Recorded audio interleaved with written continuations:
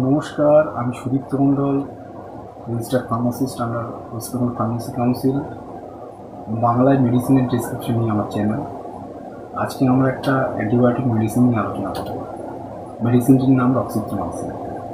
আর roxithromycin medicine কেবল oral preparation ফর্মে বানানো হয়, অর্থাৎ কেবল ট্যাবলেট ও সাসপেনশন ফর্মে খাওয়ার ডোজ হিসেবে মার্কেটে পাওয়া যায়। এই ভিডিওতে আমরা রক্সিথ্রোমাইসিন ট্যাবলেট ও রক্সিথ্রোমাইসিন সাসপেনশন সম্বন্ধে পুরো ইনফরমেশন জানব, যেমন কী কী ডোজেস স্ট্রাকচার অর্থাৎ পাওয়ারে মার্কেটে এটা পাওয়া যায়, কী কী ব্র্যান্ড নেমে এটা মার্কেটে পাওয়া যায়, এর ব্যবহার কোন কোন জায়গায় করা হয়, মেনলি কোন কোন ডিজিজ ঠিক করতে এই মেডিসিন ব্যবহার করা হয়, সাইড এফেক্ট কী কী আছে এই মেডিসিনের, ডোজেস স্ট্রাকচারের মধ্যে খাবার ট্যাবলেটে প্রাপ্তবয়স্কদের ক্ষেত্রে কী ডোজ ব্যবহার করা হয়, বাচ্চাদের ক্ষেত্রে রক্সিথ্রোমাইসিন সাসপেনশন কী ডোজে, অর্থাৎ কত বছরের বাচ্চাকে কিলো প্রতি কত মিলিগ্রাম সাসপেনশন ব্যবহার করা হয় তা জানবে ভিডিও। তাই রক্সিথ্রোমাইসিন ট্যাবলেট সাসপেনশন সম্বন্ধে পুরো ইনফরমেশন পেতে ভিডিওটি স্কিপ না করে সম্পূর্ণ দেখুন।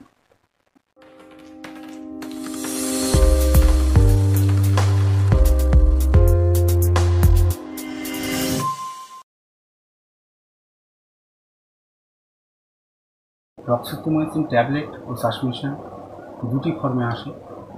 রক্সিথ্রোমাইসিন যে ট্যাবলেট ফর্মে পাওয়া যায় সেটির স্ট্রেংথ বা পাওয়ার 50 মিলিগ্রাম, যেটা বাচ্চাদের ডিসপার্সেবল ট্যাবলেট ফর্মে আসে, ও প্রাপ্তবয়স্কদের জন্য স্ট্যান্ডার্ড 150 মিলিগ্রাম ও 300 মিলিগ্রাম পাওয়ার বা স্ট্রেংথের ট্যাবলেট মার্কেটে অ্যাভেলেবেল। আর পিডিয়াট্রিক সাসপেনশন যেটি পাওয়া যায় সেটি 50 mg পার 5 ml ও 100 mg পার 5 ml হিসেবে 30 ml, 60 ml, 100 ml এর বটল প্যাকে আসে। এই রক্সিথ্রোমাইসিন বা রক্সিথ্রোমাইসিন আইপি হল মেডিসিনটির জেনেরিক নেম। ফার্মেসিতে এই নামেই এই ওষুধটি পাওয়া যায়। সাথে রক্সিথ্রোমাইসিনের সাথে মিল রেখে অন্য নামেও পাওয়া যায়, যেগুলো মেডিসিন কোম্পানির দেওয়া ব্র্যান্ড নেম, যেমন রক্সিট, রক্সিকেম, অ্যাকিউরক্স, এমরক্স, এমরক্স ডিটি, জিরক্স, রক্সিবায়োটিন, রক্সেল, রক্সিভার, এমন অনেক ব্র্যান্ড নেমে মার্কেটে রক্সিথ্রোমাইসিন বিভিন্ন ফর্মে ও ডোজেস স্ট্রাকচারে পাওয়া যায়, যার মূল জেনেরিক নাম হলো রক্সিথ্রোমাইসিন আইপি। ব্র্যান্ড নেম যাই হোক না কেন, প্যাকেটের পিছনে ফর্মুলা লেখার জায়গায় ছোট্ট করে লেখা থাকে রক্সিথ্রোমাইসিন আইপি, অর্থাৎ মেডিসিনটির জেনেরিক নেম। আপনি জেনেরিক বা ব্র্যান্ড যাই ব্যবহার করুন না কেন, রেজাল্ট কিন্তু একই হয়।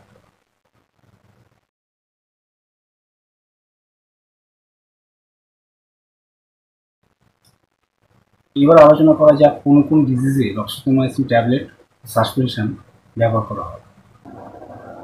রক্সিথ্রোমাইসিন একটি মাইক্রোলাইটস ক্যাটাগরির অ্যান্টিবায়োটিক, যেটা ব্যাকটেরিয়া গ্রোথকে ইনহিবিট করে ও ব্যাকটেরিয়া কিল করে ইনফেকশন ঠিক করে। অর্থাৎ রক্সিথ্রোমাইসিন কেবল ব্যাকটেরিয়া বা ব্যাসিলির উপর কাজ করে, এটি কোনো ভাইরাস, ফাঙ্গাস, প্রোটোজোয়া বা অন্য কোনো প্যাথোজেন বা মাইক্রো অর্গানিজমের উপর ডাইরেক্ট কাজ করে না। রক্সিথ্রোমাইসিন এই অ্যান্টিবায়োটিকটি গ্রাম নেগেটিভ টাইপের ব্যাকটেরিয়া ইনফেকশন ঠিক করতে ব্যবহার করা হয়। গ্রাম নেগেটিভ ব্যাকটেরিয়া কোন কোন জায়গায় ইনফেকশন করে, যেমন রেসপিরেটরি ডিজিজের ভেতরে upper respiratory track infection, trachea infection, lung infection, এই ধরনের ডিসঅর্ডারের ক্ষেত্রে নিউমোনিয়ার মতো সাইন সিমটম দেখতে পাওয়া যায়। চেস্ট পেন হতে পারে, কাফ হয়, এক্ষেত্রে রক্সিথ্রোমাইসিনের ব্যবহার হয়। মিডল এয়ার ইনফেকশন, যেখানে কানের মধ্যে পস ফর্মেশন হচ্ছে, মুখ জমছে, ইনফেকশন হয়েছে, সাথে যন্ত্রণা করছে, সেখানে রক্সিথ্রোমাইসিন ব্যবহার করা হয়। অনেক ক্ষেত্রে চোখের ইনফেকশনের ক্ষেত্রে, যেখানে চোখ থেকে ডিসচার্জ হচ্ছে, সেক্ষেত্রে রক্সিথ্রোমাইসিন ব্যবহার করা হয়। সিএনএস বা সেন্ট্রাল নার্ভাস সিস্টেমে ইনফেকশন হচ্ছে, সেক্ষেত্রে রক্সিথ্রোমাইসিন ব্যবহার করা হয়। হাড়ের জয়েন্টে ইনফেকশনের ক্ষেত্রে সোয়েলিং হয়েছে, অর্থাৎ জয়েন্ট ফুলে গিয়েছে, পেন শুরু হয়েছে, সেক্ষেত্রে রক্সিথ্রোমাইসিন ব্যবহার করা হয়। জেনিটাল ইনফেকশন, যেখানে মহিলা যৌনাঙ্গে ব্যাকটেরিয়াল ইনফেকশন হয়, যৌনাঙ্গ থেকে ডিসচার্জ হয়, ফিশি টাইপ ব্যাড স্মেল অর্থাৎ মাছের আঁশে টাইপের দুর্গন্ধ হয়, সাথে ইরিটেশন বা চুলকানি হয়, পুঁজ ফর্মেশন হয়, জ্বালা করে, ইনফেকশন বাড়লে পিরিয়ডে ইরেগুলারিটি দেখতে পাওয়া যায়, সেক্ষেত্রে ডাক্তারবাবুরা রক্সিথ্রোমাইসিনের ব্যবহার করে। এছাড়া soft tissue infection, skin infection, এখানে রক্সিথ্রোমাইসিনের ব্যবহার করা হয়। ইএনটি ডক্টরস গলা, নাক, কানের চিকিৎসাতে রক্সিথ্রোমাইসিন ট্যাবলেট ও সাসপেনশনের ব্যবহার করে থাকে। থ্রোটে অর্থাৎ গলায় ফ্যারেঞ্জাইটিস ডিজিজ, টনসিলাইটিস ডিজিজ, এই দুই ডিজিজের ক্ষেত্রে গলাতে ব্যথা হয়, সোয়েলিং হয় অর্থাৎ ফুলে যায়, কিছু গিলতে গেলে পেন করে, সেক্ষেত্রে রক্সিথ্রোমাইসিন ব্যবহার করা হয়। ইউটিআই বা ইউরিনারি ট্র্যাক ইনফেকশনের রক্সিথ্রোমাইসিন ব্যবহার করা হয়। ইউটিআই হলে পেচ্ছাপে জ্বালা হয়, ইনফেকশন বেড়ে গেলে পুঁজ, রক্ত বার হতে পারে। ডাক্তারবাবুরা ইউটিআই ট্রিটমেন্ট করার ক্ষেত্রে রক্সিথ্রোমাইসিন ব্যবহার করে থাকে। সাইনোসিটি নামক ডিজিজ, যেখানে নাকের দুই সাইডে পেন হয়, নাক দিয়ে জল পড়ে, নাক জ্যাম হয়ে থাকে, সাথে হেডেক থাকে, সেক্ষেত্রে রক্সিথ্রোমাইসিন ইউজ করা হয়। এছাড়া ডক্টররা তাদের এক্সপিরিয়েন্স অনুসারে বিভিন্ন গ্রাম নেগেটিভ ইনফেকশন ঠিক করার ক্ষেত্রে এই রক্সিথ্রোমাইসিন অ্যান্টিবায়োটিক ব্যবহার করে। প্রথমেই বলেছি এটি একটি মাইক্রোলাইটস ক্যাটাগরির অ্যান্টিবায়োটিক। এই মাইক্রোলাইটস ক্যাটাগরির মধ্যে অন্য যে ড্রাগ, সিমিলার ড্রাগগুলো আছে তা হলো অ্যাজিথ্রোমাইসিন, এরিথ্রোমাইসিন ইত্যাদি।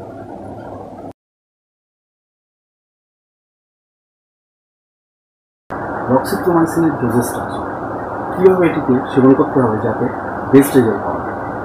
সাধারণত যে কোনো ওষুধের ডোজেস পেশেন্টের এজ, ওয়েট, ডিজিজের সিভিয়ারিটি ও পেশেন্টের মেডিকেল কন্ডিশনের উপরে বেস করে ঠিক করা হয়।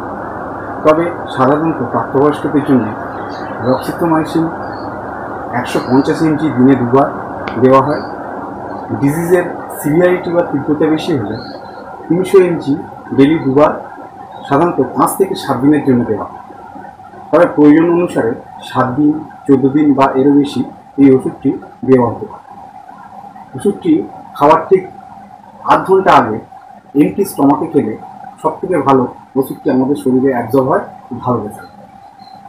তবে যাদের গ্যাস্ট্রিক ইরিটেশনের প্রবলেম আছে তাদের ক্ষেত্রে ডক্টর খাওয়ার পরেই ওষুধটি খেতে নির্দেশ দেয়।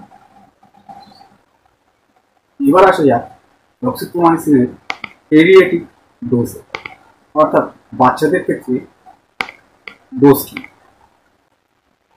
2.5 mg থেকে 5 mg পার কেজি পার ডে এই হিসেবে দেওয়া হয় এবং ডোজটিকে ডিভাইড করে দুটি ভাগে সকাল ও সন্ধ্যে দিতে হয়। অর্থাৎ যদি ব্যাপারটা সাধারণভাবে ধরা যায় তাহলে হিসেবটা এরকম দাঁড়ায়, 6 থেকে 12 কেজি ওজনের বাচ্চাকে টোটাল 50 গ্রাম ডেইলি হিসাবে 25 গ্রাম করে সকাল সন্ধ্যে দুটি ভাগে ডোজ দেওয়া। তেমন 12 কেজি থেকে 25 কেজি বাচ্চার ওয়েট হলে 50 mg দিনে এবং 50 mg রাতে, টোটাল 100 mg তাকে দেওয়া হয়।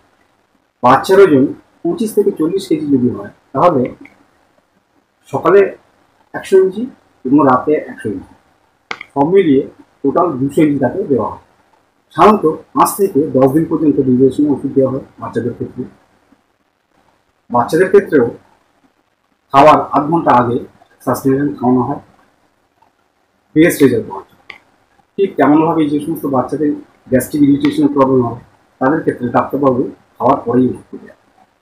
রক্সিথ্রোমাইসিনের সাথে অন্য যে কোনো অ্যান্টিবায়োটিক, পেনকিলার, ইনসেক্ট ও অন্যান্য মেডিকেল ডক্টরদের দিতে পারে।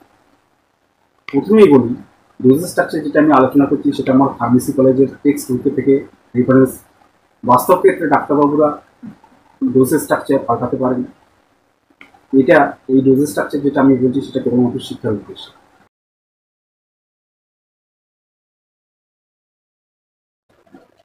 এবার আলোচনা করি রক্সিথ্রোমাইসিনের সাইড এফেক্ট বা আনরেজাল্ট কী হয়। এর মধ্যে মুখ্য যেটি হলো সেটি নসিয়া অ্যান্ড ভমিটিং, অর্থাৎ বমি করা ও সর্বদা বমি পাওয়া। পাতলা পায়খানা হতে পারে, অ্যাবডোমিনাল ক্যাম্পিং বা পেটে মোচড় সাথে যন্ত্রণা, পেন, ব্যথা হতে পারে। এটা মোস্ট কমন সাইড এফেক্ট, মানে বেশিরভাগ পেশেন্ট যাদের সাইড এফেক্ট হয় তাদের ক্ষেত্রে হয়। আর বেশ কিছু কম সংখ্যক পেশেন্টের ক্ষেত্রে হেডেক, মাথা ভারী হয়ে থাকা, ঝিমিয়ে থাকা, ডিজিনেস, মাথা ঘুরে যাওয়া, এইসব সাইড এফেক্ট হতে পারে। তবে এটা কম সংখ্যক করলে সাইড এফেক্টের রেট যদি অনেক বেশি হয় তাহলে তৎক্ষণাৎ ডাক্তারের পরামর্শ নেওয়া উচিত। প্রয়োজন বুঝলে ডক্টর ওষুধ চেঞ্জ করে দেবেন।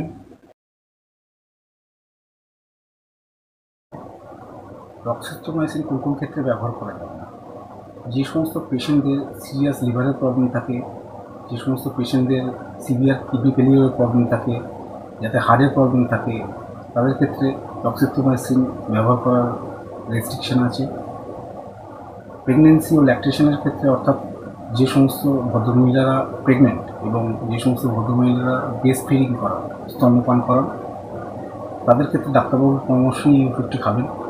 অ্যালকোহলের সাথে ডক্সিস্ট্রোমাইসিন ব্যবহার করবেন না।